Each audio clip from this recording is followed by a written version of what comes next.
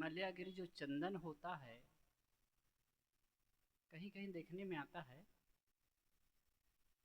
तो वो जब पक जाती है लकड़ी, वृक्ष जब पक जाता है, जूना हो जाता है, तो उससे सुगंध निकलती है, ऐसा कहा जाता है।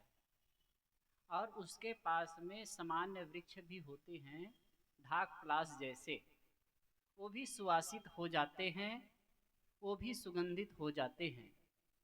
और आपको जो मार्केट में चंदन के रूप में मिलता है वो असली चंदन नहीं है, ये कहा जाता है।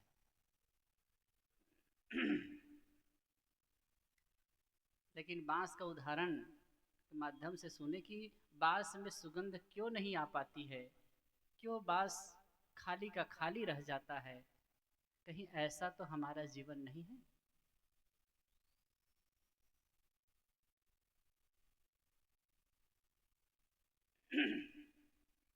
कुछ विचारणी है, कुछ चर्चा हो रही थी,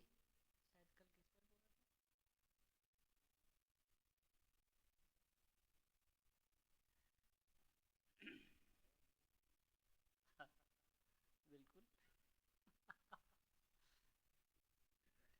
एक कुछ बात आई मेरे को, इसलिए जैसे कि 3 चीज की चर्चा सुनते होंगे, काम, क्रोध, लोभ, मोह, 5 अहंकार। ये 5 ऐसे तत्व हैं, ऐसे विकार हैं, तत्व नहीं कहना चाहिए, विकार, ऐसे विकार हैं, जब ये उत्पन्न होते हैं तो हमारे ज्ञान ज्योति को बुझा देते हैं। चाहे काम उत्पन्न हो, क्रोध उत्पन्न हो, लोभ उत्पन्न हो, मोह उत्पन्न हो, या अहंकार उत्पन्न हो, जब भी उत्पन्न हुआ आप समझेंगे आपकी ज्ञान ज्योति समाप्त हो जाती है। चाहे कितना ज्ञानी हो, कितना बुद्धिमान हो, गुस्सा आया तो क्या बोलना है समझ नहीं पाता है, क्या सोचना है, क्या करना है, अकल नहीं आती। इसलिए कभी कभी किसी किसी को देखा जाता है, जब गुस्सा आ जाते हैं, कुछ बोल जाते हैं ना, अरे यार अचानक बोल दिया, मैं नहीं चाहता था, कैसे अचानक निकल गया। सबकी शिकायत है, सबका अनुभव है। मैं शास्त्रीय बात नहीं, जीवन की बात बता रहा हूं। सबका यह अनुभव है, जब विकार उत्पन्न होते हैं, जब विकार आता है, तब हमारा जो मन है अस्त व्यस्त हो जाता है, हमारी समझ धरी की धरी रह जाती है, हमारा ज्ञान शून्य हो जाता है, और हम जो नहीं करना चाहिए वो कर जाते हैं, जो नहीं सोचना चाहिए वो सोच जाते हैं, नहीं बोलना चाहिए वो बोल जाते हैं।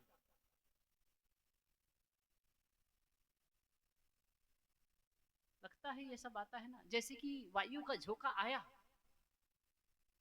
और दीपक बुझ जाता है, ठीक ऐसे ही विकारों का झोंका आता है और हमारी ज्ञान ज्योति बुझ जाती है। फिर उसके बाद क्या रहता है? पछतावा। पछतावा। अब जितनी मात्रा में आपकी बेहोशी होगी, हमारी बेहोशी होगी, जितनी मात्रा में हमारी नादानी होगी, उतनी मात्रा में जो विकार है हम पर प्रभावी होंगे। कभी मैं प्रसंग कहता हूं तो मुझे एक बात याद आती है।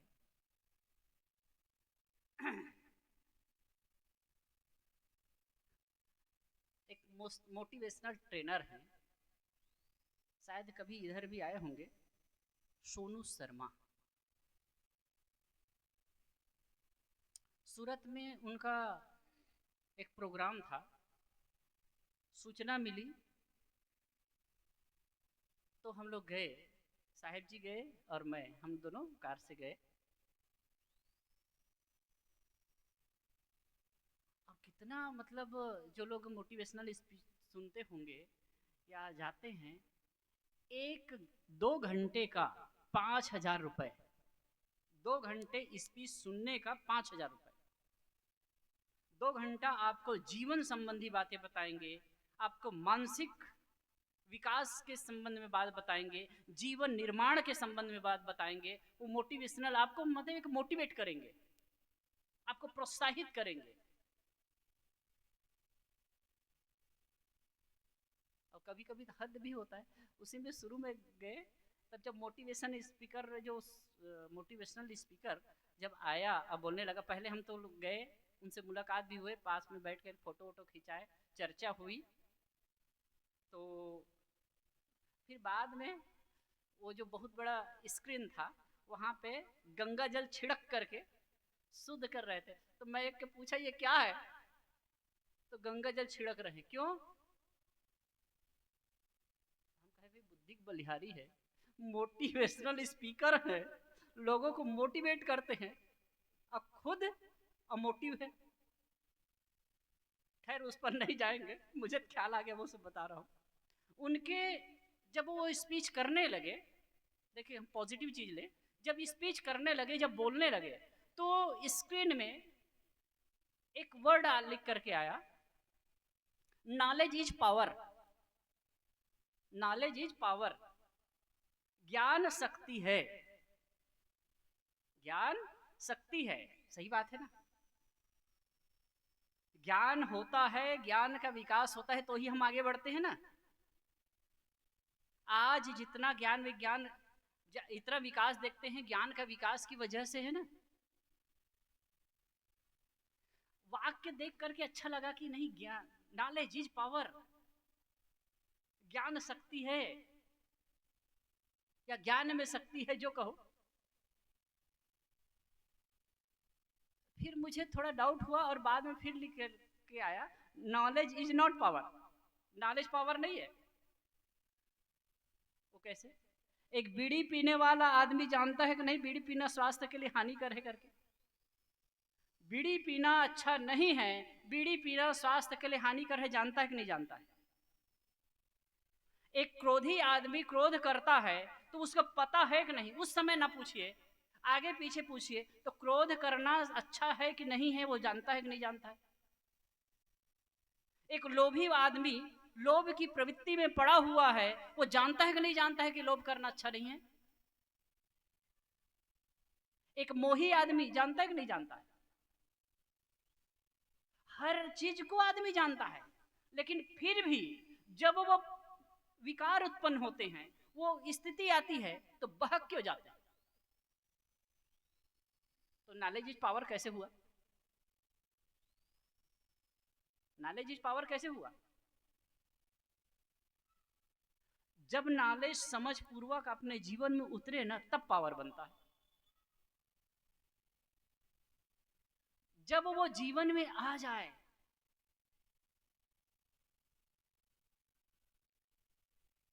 अब क्रोध उत्पन्न हुआ, हमारी ज्ञान ज्योति बुझ रही है। अब ये सबका अनुभव, सबका, ये जो 5 विकार है ना, ये 5 विकार जब उत्पन्न होते हैं, किसी न किसी रूप से हमारी ज्ञान ज्योति को कुंठित ही कर देते हैं, बुझा ही देते हैं।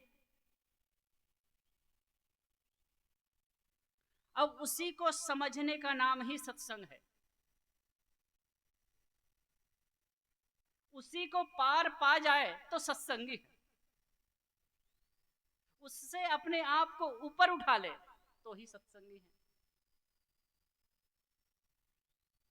मैंने कल थोड़ी चर्चा किया था, वो साखी तो मुझे याद नहीं आ रही है, लेकिन एक चीज है कि सत्संग, हाँ, सत्संग से लाभ पर थोड़ी चर्चा हो रही थी।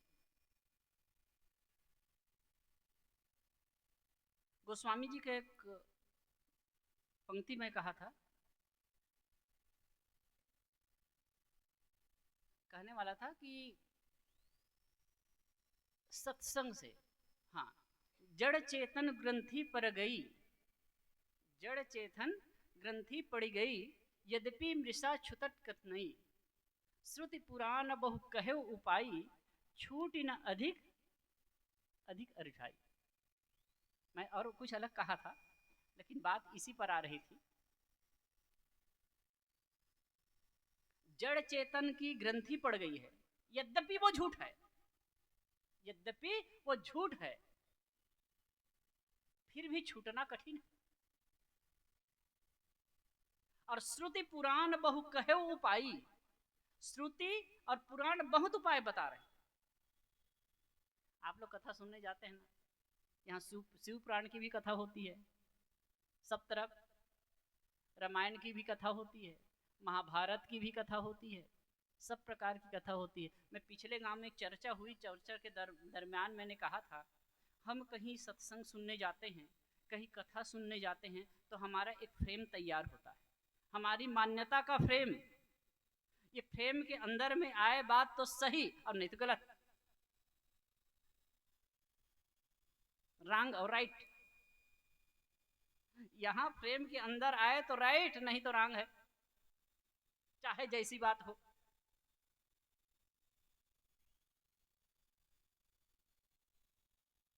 वहां भी सजग होकर के सुनना चाहिए। बात आई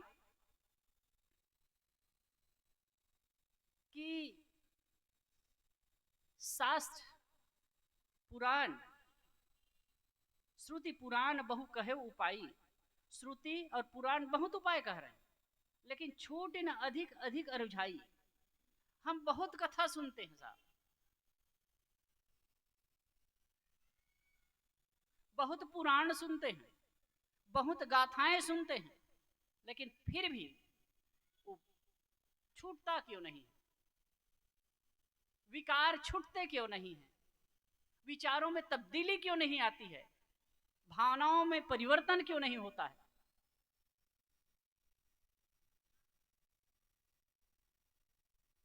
इसके लिए आगे और कहा है, गोस्वामी जी का ही उदाहरण दो। मति की रति गति भूत भलाई, जब जही जतन जहां जही पाई। मति कीरति गति भूत भलाई, जब जही जतन जहां जही पाई। सो जानब सत्संग प्रभावु, लोकहु वेद न आना पाए। मति अच्छी बुद्धि, मति कीर्ति यश, गति कल्याण, भूत धन भोग के ऐश्वर्य, भलाई जहां कहीं भी जिसको भी जिस किसी प्रकार से मिलता हो, सत्संग का ही प्रभाव जानना चाहिए। ये सत्संग की महिमा में गोस्वामी जी का। अब मैंने कहा कि ये जो पंच क्लेश है, पंच क्लेश योग दर्शन के अनुसार बिल्कुल अलग है, लेकिन मैं इसको अब आज की भाषा में कह रहा हूं। वैसे महर्षि पतंजलि ने जो पंच क्लेश की चर्चा की है बहुत महत्वपूर्ण है। अविद्या, अस्मिता, राग द्वेष और अभिनिवेश, प्रकांतर से ही वही चीज है ये। अविद्या है विपरीत समझ, अस्मिता है अहंकार, और राग चिपकाहट की भावना, मोह, और द्वेष क्रोध से उत्पन्न होने वाला द्वेष किसी के प्रति हम करते हैं। तो ये पांच क्लेश, मैं उसको वर्तमान के ढंग से कहा, काम, क्रोध, लोभ, मोह और अहंकार। ये जो पंच क्लेश है, ये पंच विकार है, यही हमारे ज्ञान की ज्योति को बुझाते हैं। हम जानते हैं, समझते हैं, फिर भी जब ये उत्पन्न होते हैं तो हम भावनाओं में बह जाते हैं। अब ये बात आती है कि हम जानते तो हैं, समझते तो हैं, लेकिन जब ये उत्पन्न होता है तो कैसे भाग जाते हैं? क्यों भाग जाते हैं?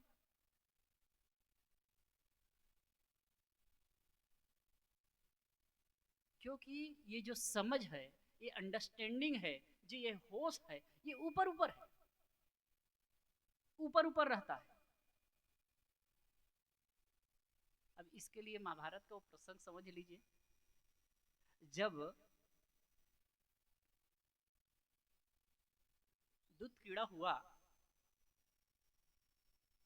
जुआ हुआ कौरव और पांडवों के बीच में, पांडव लोग सब कुछ हार गए, द्रौपदी की बेइज्जती भी हो चुकी थी, उनको अपमानित किया गया था, और उसके पश्चात धृतराष्ट्र ने सब कुछ वापस कर दिया, एक भय से, एक डर से कि कुछ अनर्थ ज्यादा न हो जाए, इसलिए सब कुछ वापस कर दिया। और धर्मराज, कभी कभी लगता है क्या धर्मराज है भाई, खैर उसका एनालिसिस हम नहीं करेंगे। तो वो लेकर के चला गया था। इधर दुर्योधन और कर्णवदी, दुशासन, शकुनी वगैरह आपस में चर्चा करते हैं जिस उद्देश्य से हमने धर्मराज को हराया, वो बदला तो पूरा नहीं हुआ। पिताजी तो सब कुछ वापस कर दिए, हमको संतोष कैसे होगा। अब देखिए इसका भी कारण देखिए, उसके पहले ईर्षा है। धर्मराज लोभ में पड़ करके, क्या लोभ था उनका, सम्राट बनने का। अनेक राजाओं को जीतकर धन संग्रह किया और एक लोभ था। अब यह लोभ दूसरे के लिए ईर्षा का कारण बन गया। बात बहुत है उसमें, और अगर कहीं खोजा जाए तो चाहे जैसे हो। अब क्या है, वहां दुर्योधन अपमानित हुआ और उस अपना अपमान का बदला लेने के लिए ये सब षड्यंत्र किया है। जुआ में धर्मराज सब कुछ हार गए, धृतराष्ट्र ने सब कुछ उनको वापस कर दिया और वो जा रहे थे अपने राज की ओर। जब ये भाई लोग चर्चा करते हैं, ये लोग दुर्योधन, दुशासन, शकुनी, ये सब आपस में बैठ के चर्चा करते हैं जिस उद्देश्य के लिए हम लोग उनको हराया, वो तो पूर्ति नहीं हुई। हेलो, उसकी तो पूर्ति नहीं हुई, तो क्या फिर से बुलाया जाए। जा करके धृतराष्ट्र के पास कहते पिताजी धर्मराज को फिर से बुलाओ, युधिष्ठिर को फिर से बुलाओ। जिस किसी प्रकार से उनको मनाते हैं और वो फिर युधिष्ठिर को बुलाने के लिए दूत भेजते। युधिष्ठिर के पास गए, कोई एकदम बंधारण नहीं था, बिल्कुल आना ही है, वो नहीं आते। जुआरी एक नंबर का, लेकिन एकदम भोला, कोई भी हरा ले। कुछ लोग होते हैं ना, इंटरेस्टेड होते हैं लेकिन हारते हैं, अकल तो होती नहीं है। ऐसे ही उनकी स्थिति थी, सामने वाला तो हरा ही देता था लेकिन वो प्रवृत्ति नहीं छोड़ पाते थे। इसी बात को लेकर के रामायण में, नहीं महाभारत में, रामायण की घटना को लेकर के, ये घटना को उद्धृत करके इस घटना के पास में ही एक सुंदर सी बात आई है। असंभवे हे मयस जंतो स्थापि रामो लुर्भे मृगाय प्रायः समासन्न परा भवनाम धियो विपर्यस तत्रा भवन्ति। क्या कहा कि सोने का मृग नहीं होता, सोने का मृग नहीं होता, लेकिन राम जैसे विवेकी भी लुभा गए। वहां के घटना को उद्धरण कर रहे हैं, सोने का मृग नहीं होता, लेकिन सीता जी कहे कि इतना सुंदर मृग है, इसको जैसे हुए हम पास लाइए, चाहे जिंदा या मुर्दा। और राम उसके पीछे पड़ गए। लक्ष्मण समझाने, भैया सोने का मृग नहीं होता, ये कोई छल है। तो नहीं नहीं, सीता का मन है, जैसा भी हो लाना है।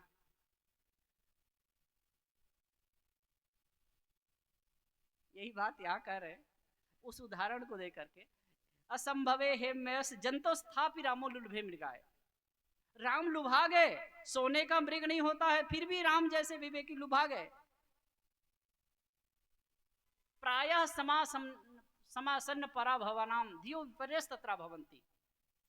सच है, जब विनाश काल होता है तो बुद्धि उलट जाती है।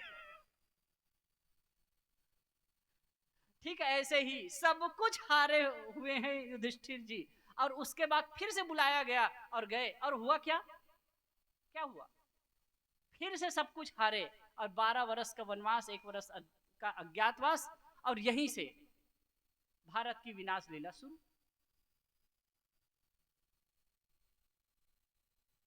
तो ज्ञान क्या हुआ, अब उसी को समझना। अब इसी को समझ ले आदमी ना, जान ले आदमी, तो ऊपर उठ सकता है। ऐसे कई इतिहास में उदाहरण हैं। मैं कहता हूं जैसे कि महाभारत ही है, महाभारत को पढ़िए आप। महाभारत भातृघाती युद्ध का ही रूप नहीं है, उसमें ऐसे से छोटे छोटे कथानक हैं, ऐसी बहुत सारी सामग्रियां हैं, ऐसी ऐसी बातें हैं जो बहुत महत्वपूर्ण हैं और दिल को चुभने वाली है। उस समय वर्तमान परिप्रेक्ष्य में जो कथानक थी या बनाई गई बहुत महत्वपूर्ण है। मैं कभी कभी कहा करता हूं, आज कह दूं उस चीज को, ये विकार के प्रसंग में ही है।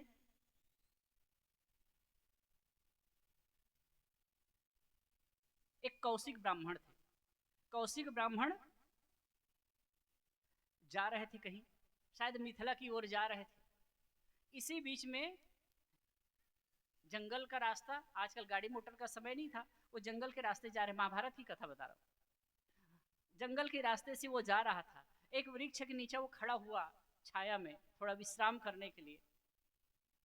ऊपर में बकुला बैठा था, अब वो बीट किया बिल्कुल सिर पर, बिल्कुल उसके सिर पर बीट कर दिया वो। तो वो गुस्सा करके ऐसे देखता है, और जैसे देखा तो बकुला गिरा और भस्म हो गया। उसमें ये बताने की चेष्टा की गई है कि ब्राह्मण के क्रोध से, ब्राह्मण के क्रोध से, कोप से वो जो बकुला था वो भस्म हो गया। आप लोग सुने होंगे ना, ब्राह्मण के श्राप से ये हो गया वो हो गया। ये केवल कथानक है, लेकिन उसमें समझने जैसी बात है। उसके बाद में वो तो भस्म हो गया, फिर चले। भिक्षा की आवश्यकता हुई, कुछ उसको भूख लगी होगी, खाने की आवश्यकता, वो गाय को हटाओ भाई, गाय इधर अंदर आने लगी। तो फिर उनको खाने की आवश्यकता हुई, एक घर के सामने गए और भिक्षा मांगने के लिए वो खड़े हुए। भिक्षाम देहि नमो नारायण जो भी कहे हो। तो घर की गृह देवी थी, वो आवाज करती है कि ब्राह्मण देवता रुकिए, मैं भोजन लेकर के आती हूँ। इसी बीच में उनका पति बाहर से आ गया, तो पति की सेवा में लग गई, उसको हाथ पैर धुलाने लगी, उनको भोजन परसने लगी। इसमें लेट हो गया, देरी हो गई। ब्राह्मण देवता गुस्सा रहे, अपने मन ही मन एकदम गुस्सा रहे, झल्ला रहे।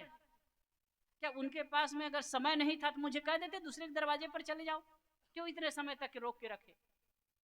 जब ये सेवा से निवृत्त हुई, अपने काम से निवृत्त हुई, अपने पति को भोजन पानी दे दी, उसके पश्चात में भिक्षा लेकर के बाहर निकलती है दरवाजे पर, तो एकदम घूर करके देखते हैं वो ब्राह्मण देवता, कौशिक ब्राह्मण घूर करके देखते हैं।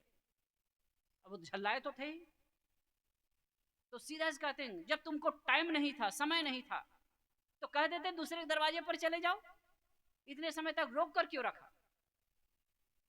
तो कहते क्षमा करें ब्राह्मण देवता, क्रोध अच्छा नहीं है।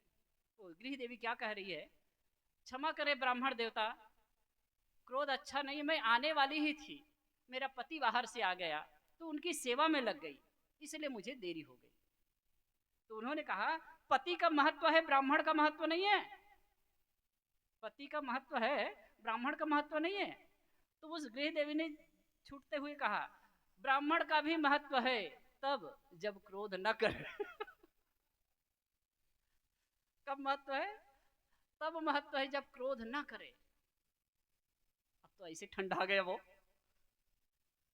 और कहे ब्राह्मण देवता मैं वो बकुला नहीं हूं कि आपके क्रोध पूर्वक देखने से भस्म हो जाऊं। मैं वो बकुला नहीं हूं कि आपके क्रोध पूर्वक देखने से या क्रोधाग्नि से मैं भस्म हो जाऊं। अब ये इतना क्रोध अच्छा नहीं है।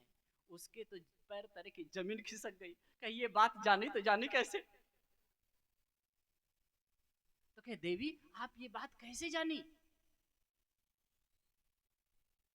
तो कहे ब्राह्मण देवता जो अपने मन की बात को जानता है ना, वो दूसरे की मन की बात को भी जान सकता है। एक मनोविज्ञान की बात है। इसका मतलब ये नहीं कि सबके मन की बात को कोई जान ले, लेकिन बात आई है कि जो अपने मन की बात को समझता है, अपने मन की भावनाओं को समझता है, अपने मन पर कंट्रोल करता है, अपने मन को समझता है, वो दूसरे की मन की स्थिति को भी समझ सकता है। क्रोध के अभिभूत होता हूं मैं, लोभ के अभिभूत होता हूं मैं, काम के अभिभूत होता हूं मैं, तो मेरी मन स्थिति क्या होती है, शरीर की स्थिति क्या होती है, मैं अच्छी तरह समझता हूं। इसलिए दूसरे के मन की स्थिति क्या है वो भी मैं समझ सकता हूं। फिर वो तो इतना नतमस्तक हो गया और कहे कि देवी मुझे आप ज्ञान दीजिए, मैं आपकी शिष्यता स्वीकार शिष्यता स्वीकार करता हूं, आपका शिष्य बनना चाहता हूं, आपसे दीक्षा लेना चाहता हूं। तो उस देवी ने कहा कि ब्राह्मण देवता क्षमा करें, मैं आपको ज्ञान देने लायक नहीं हूं, तो उनको दूसरी जगह भेजिए। कहानी अलग है, मैं उधर नहीं जाऊंगा। बात यह है कि शास्त्रों में भी बहुत सारी बातें हैं इस ढंग से। देखिए, मैंने कहा कि लोभ के चक्कर में ज्ञान बुझा युधिष्ठिर का, क्रोध के चक्कर में ब्राह्मण का ज्ञान बुझा, मोह के चक्कर में धृतराष्ट्र का ज्ञान बुझ गया। विदुर के पास में बड़ी अच्छी चर्चा करते थे, लेकिन जब पुत्र मोह आता था तो चुप हो जाते थे। यही तो होता है। अब इतना समझ लीजिए साहब, हम इस चीज को स्वीकार करें या न करें, क्रोध होगा, लोभ होगा, मोह होगा और अहंकार होगा, ये जब विकार होंगे ना तो हमारी मानसिक शांति भंग होने वाली है। कोई उससे दूसरा प्रभावित हो या ना हो, कोई दूसरा आंदोलित हो या ना हो, हम स्वयं आंदोलित होते हैं। माचिस की तिल्ली, माचिस की काड़ी कहे, वो तिल्ली उसको जलाने लगो तो दूसरे वस्तु को वो जलाए या न जलाए, स्वयं तो जल ही जाती। इसी प्रकार कोई भी विकार उत्पन्न होता है तो वो दूसरे प्रभावित हो या ना हो, हम प्रभावित जरूर हो जाते हैं। और सत्संग यही बात बताती है कि आप इन विकारों को होश पूर्वक देख सको। सुनने मात्र से भी कुछ नहीं होने वाला, सुनते सुनते तो सुन हो गए। रामायण की एक घटना है, आप समझिए। जब श्री रामचंद्र जी, रामायण की चर्चा होती है ना, रामायण पर भी मैं थोड़ी चर्चा किया था। रामायण की प्रतियोगिता पूरे छत्तीसगढ़ में होती है, और मैं बताऊं छत्तीसगढ़ के अलावा कहीं रामायण प्रतियोगिता नहीं होती है, कहीं भी रामायण प्रतियोगिता नहीं होती है। हाँ, रामायण अखंड रामायण होता है, रामायण का पाठ होता है, रामायण की कथा होती है, लेकिन प्रतियोगिता नहीं होती है। अब मुझे कहने में कोई गुरेज नहीं है कि रामायण प्रतियोगिता की वस्तु नहीं है। आप जहां प्रतियोगिता की चीज उसको बनाओगे तो भाई और भाई के बीच का आदर्श, एक मानव जीवन के आदर्श को समझ पाएंगे। एक भाई और भाई के बीच का त्याग को समझ पाएंगे। चल रहा है। अब एक जगह मुझसे कोई मिलने आए थे, अभी मैं महासमुंद साइड कार्यक्रम में था, सुमन साहब वगैरह भी थी। कहे साहब बताएं, जो उसके पहले कोई कहे थे कि जो प्रतियोगिता होती है तो वो जो गाने बजाने वाले होते हैं लगभग नशा करके आते हैं। अब कितना सच है मैं नहीं कह सकता, और सचमुच में एक बोतल चढ़ाएंगे तब बढ़िया से फिर चलता होगा, बनता होगा। और आप लोग भी मगन होकर के सुनते हैं। लेकिन कैसे सुनना चाहिए, कैसे जीवन उतारना चाहिए, उसी रामायण में हम इधर न जाएं। नवधा भक्ति कहो तो ही पाही, नवधा भक्ति की पहले है, नवधा भक्ति कहो तो ही पाही, और सावधान सुन धरु मन माही। सेवरी माता जब श्री रामचंद्र जी से कहते हैं, प्रभु मैं क्या स्तुति करूं, क्या वंदना करूं, कही विधि स्तुति करो तुम्हारी, अधम जाति जड़मत में भारी, अधम ते अधम अधम अति नारी, तेहिते मैं मति मंद गमारी।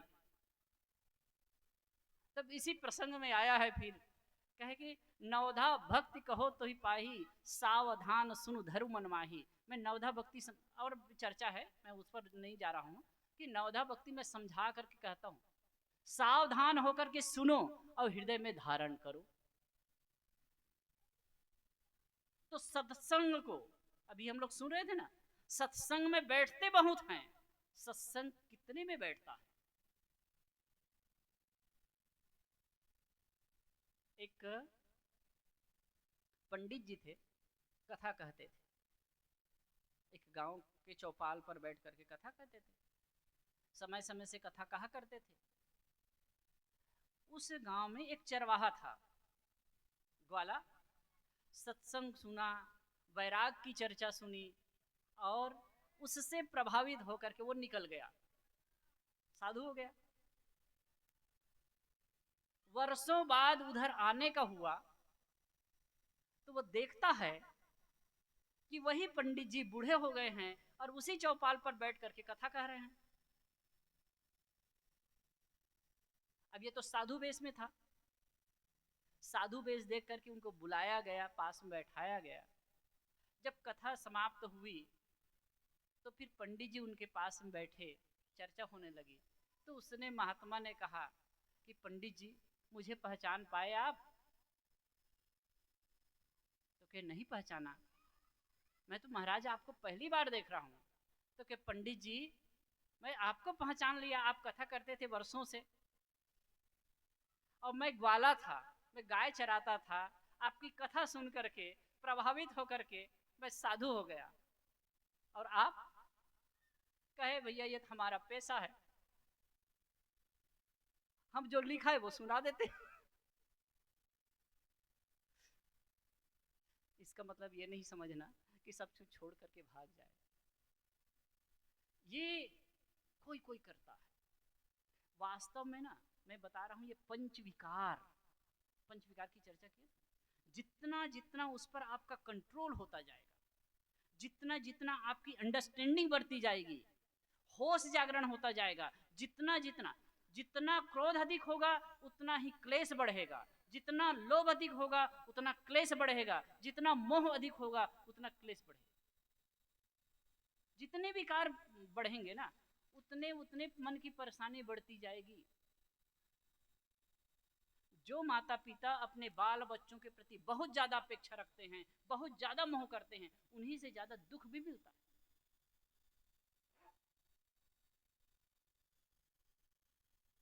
उन्हीं से दुख मिलता है। रामायण का ही प्रसंग एक थोड़ा सा और मैं लूं। श्री रामचंद्र जी का जब वनवास हुआ, दशरथ जी, महाराज दशरथ रोने लगे, बिलखने लगे और एकदम राम राम करके मर गए।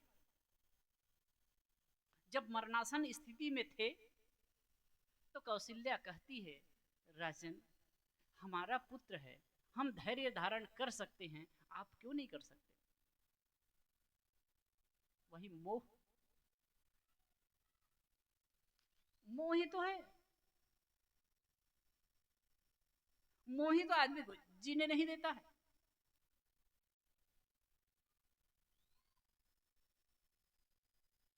कैसे? एक माँ थी, घर में भोजन बना रही थी, घर में भोजन बना रही थी। उसका बच्चा था, वो बाहर खेल रहा था। पप्पू छोटा था बेटा, 5-6 साल का रहा होगा, वो बाहर खेल रहा था, 6-7 साल का रहा, बाहर खेल रहा था और माँ भोजन बना रही घर में। इसी बीच में अंदर एक दूसरा बच्चा आया दौड़ते हुए, चिल्लाते हुए और कि आंटी आंटी, पप्पू को बिच्छू ने डंक मार दिया, पप्पू को बिच्छू ने डंक मार दिया। वो भोजन बना रही थी, छोड़ी जैसे तैसे छोड़ दी और दौड़ करके निकलती है वो, रोते हुए दौड़ती है वो, मेरा पप्पू। और वहां पर जा करके देखती है तो बिच्छू ने डंक पप्पू को नहीं मारा है, उसके बेटे को नहीं मारा है, दूसरे बच्चे को मारा है। तत्क्षण शांत हो जाती है। आप सोचो, बच्चे को बिच्छू ने डंक मारा, माँ को किसने डंक मारा? किसने मारा? वो ने राजा दशरथ को। राम तो चले गए, सब लोग हैं, लेकिन राजा दशरथ को डंक किसने मारा? मोह ने। मोह की पीड़ा से वो पीड़ित हैं। इसी प्रकार घर परिवार और समाज में रहते हैं ना, वही समझ करके। अभी हम लोग संतों के द्वारा यही सब तो सुनते हैं।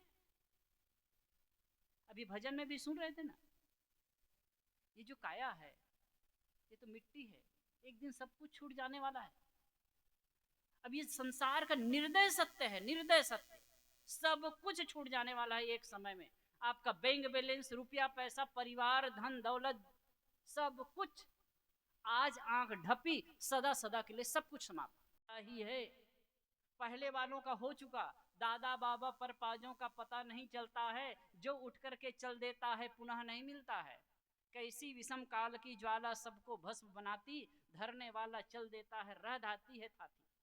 जहां नहीं तृण भी अपना है, जहां नहीं तृण भी अपना है, क्या ममता की जाए, शोक मोह रोना धोना क्या सोचे क्या पछताए। यही तो है ना, जानते हैं छूटने वाला है, फिर भी मोह। इसके लिए मैं एक छोटा सूत्र बताता हूं, हर आदमी को इसका चिंतन करना चाहिए रोज।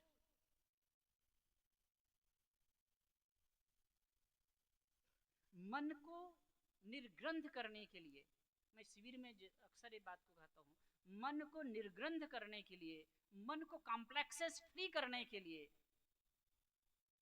आपको दो काम करना है। जब आप रात में सोते चले, सोने के चलें, बिस्तर पर हैं, अपना काम निवृत्त हो गया, आप रिलैक्स हो गए, उसके बाद अपने इष्ट और गुरु को याद जरूर करिए।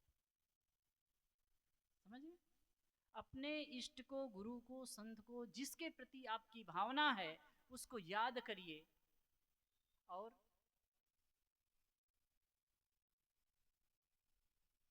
मन से आपको कहना है कि मन, वाणी और कर्म से, जाने और अनजाने, किसी के प्रति मुझसे भूल हो गई हो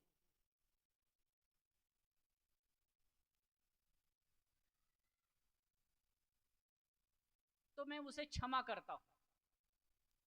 जाने अनजाने, मन वाणी कर्म से किसी के प्रति भूल हो गई हो तो उसे क्षमा करता हूं।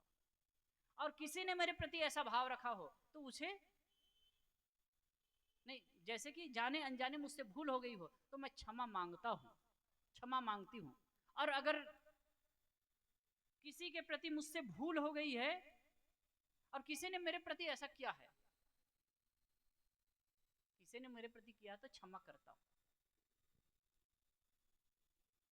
बोलिए सदगुरुदेव की जय। साहेब बंदगी साहेब, सदगुरु कबीर साहेब की जय।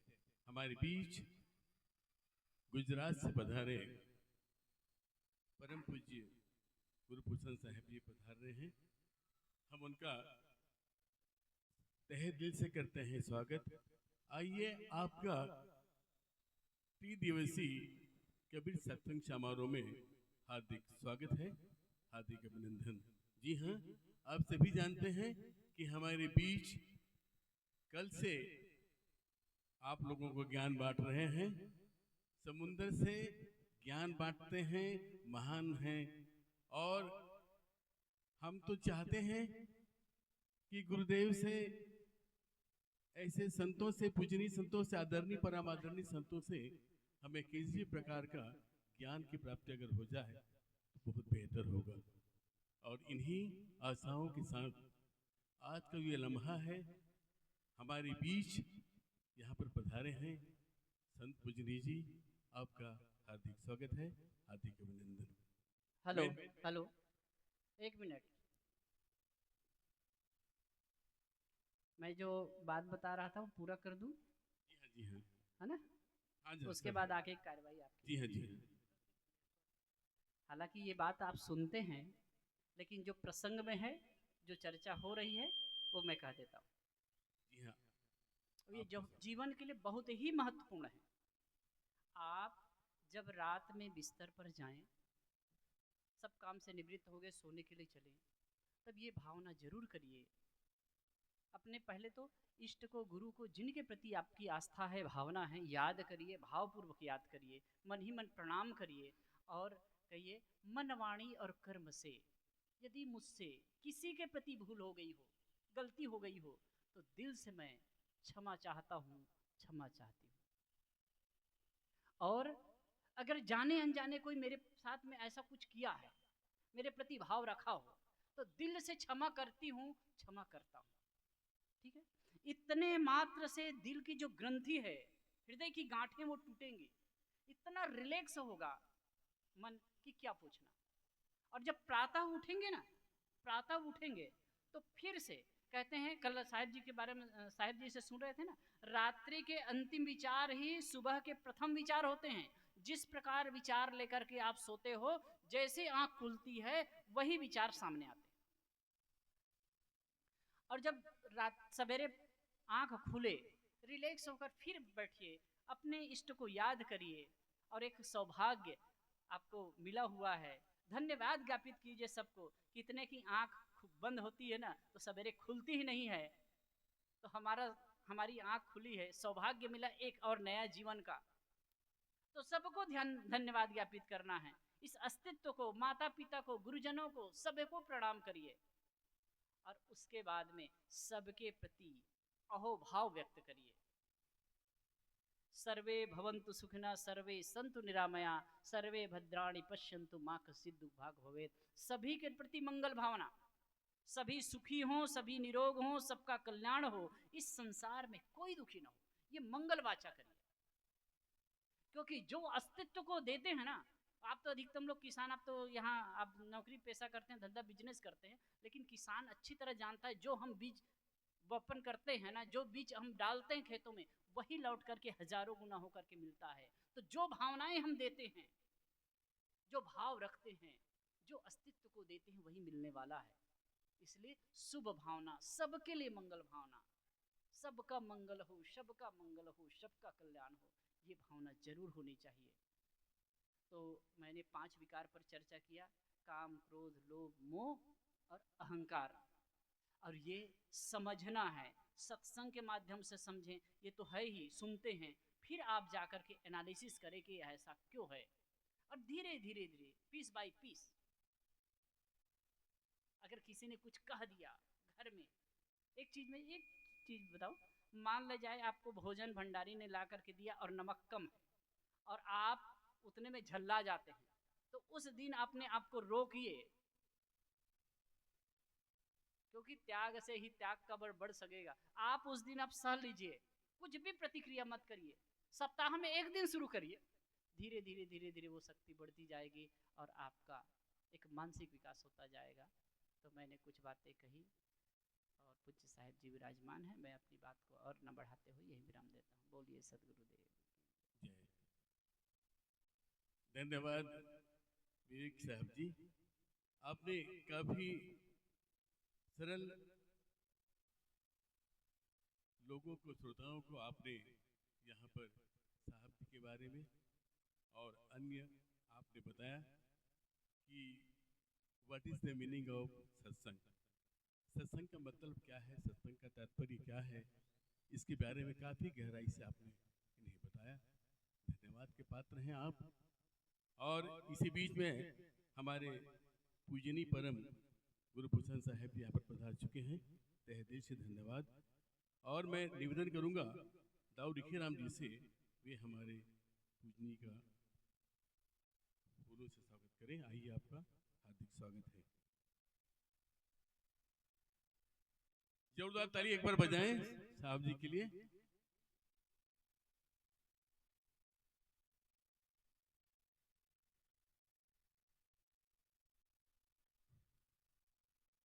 और इसके बाद राष्ट्र श्री रतनलाल राठौर जी से निवेदन करूंगा कि वे भूखे से हमारे साहब जी का अभिवादन करें। आइए, इसके पश्चात मैं निवेदन करूंगा जीवनलाल साहू जी से, वो यहाँ पर आ जाएं, लखनलाल साहू जी भी आ जाएं, और हमारे सभी संतों का क्रमशः अभिवादन करें और उनका स्वागत करें। हीरा सिंह साहू जी से भी निवेदन करूंगा, सेवाराम साहू जी भी आ जाएं।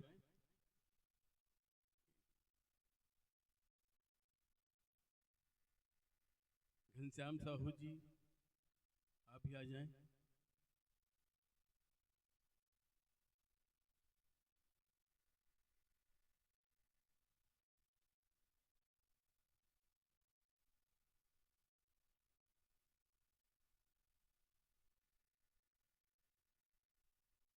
डॉक्टर घनश्याम साहू जी से भी निवेदन, वे भी आ जाएं।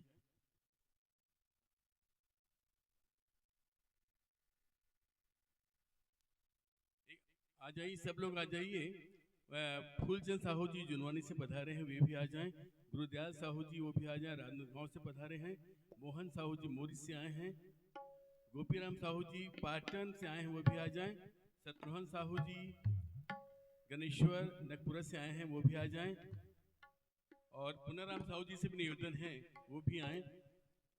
और मैं निवेदन करूंगा हमारे पूर्व पार्षद नेहा साहू जी से भी आए और हमारे सुमन साहब जी का स्वागत करेंगे।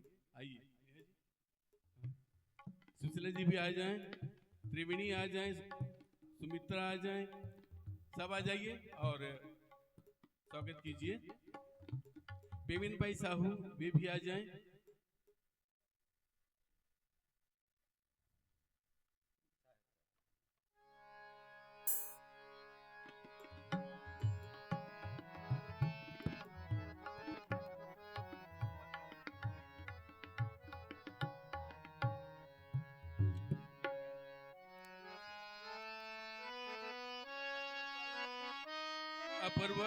अपूर्वा घोष जो नेहरू नगर से पधारी हैं, कृपया आ जाएं और हमारे साहब जी का स्वागत करें। आइए।